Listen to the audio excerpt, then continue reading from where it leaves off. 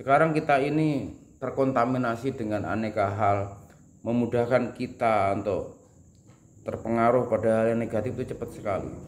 Cepat sekali. Di mana-mana terjadi krisis humanity. Kalau Mbak Kung bilang malah bukan hanya krisis humanity, lost human in the world. Jadi di dunia ini sudah krisis manusia sejati. Sehingga yang ada adalah people. Kalau leluhur Bali kita tuh melahirkan ogoh-ogoh. Apakah panjenengan dan saya ini ogoh-ogoh? Iya kan? Kalau nggak digendong nggak jalan. Makanya ogoh-ogoh itu dibuat rame-rame, digotong rame-rame, dibakar rame-rame. Karena ogoh-ogoh ini adalah simbol keburukan, simbol kejahatan, simbol ketidakharmonisan dalam hidup.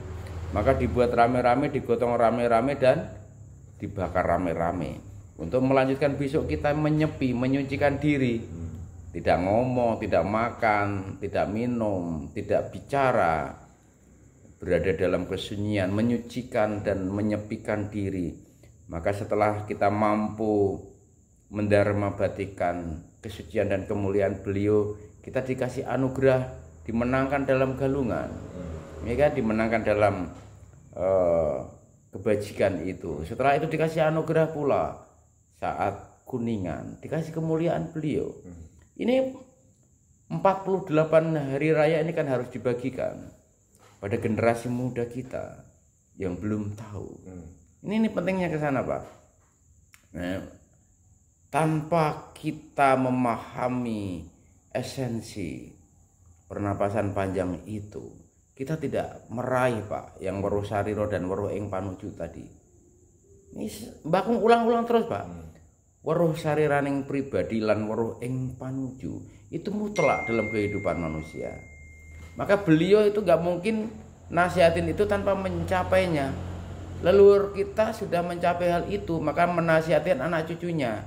Sopo weruh sariraning pribadi, sasat weruh pangerane. Siapa yang memahami dirinya pribadi ibarat melihat Tuhannya. Sopo weruh ing panuju, sasat sugih pager wesi. Siapa yang memahami arah tujuan hidupnya, ibarat ia memiliki pager yang kuat yang tidak tertembus oleh apapun, yang tidak gampang roboh. Jadi kita bisa memagari hidup kita dari aneka keburukan dengan kebajikan-kebajikan sepanjang waktu. Kan ke sana. Mengapa harus weruh sarira lan weruh ing panuju? Ya agar kita ini menjadi pribadi sejati yang senantiasa menjaga konektivitas dengan sang pemberi napas itu tadi, dengan cara deep breathing, long breathing, latihannya dengan meditasi, latihannya dengan yoga, latihannya dengan samadhi, latihannya dengan puasa, latihannya dengan ngerowot, latihannya dengan ngebleng. Aneka latihan itu untuk mencapai self control agar kita weruh sarira lan weruh ing panuju. Maka orang yang weruh sarira lan weruh ing panuju itu uripe kebak welas, penuh kasih sejati dalam hidup. Dan itu diingatkan oleh leluhur kita juga dalam 11 tembang, 11 tembang dari mijil sampai pucung. Eling dilahirno, eling matine.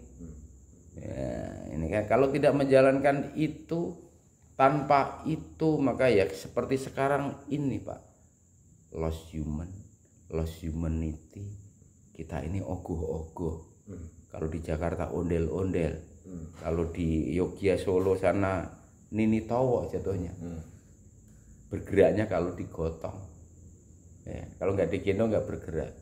Esensinya ke sana. Jadi kita harus mencapai welas asih sejati dalam hidup, senantiasa mengasihi. Yang teduh.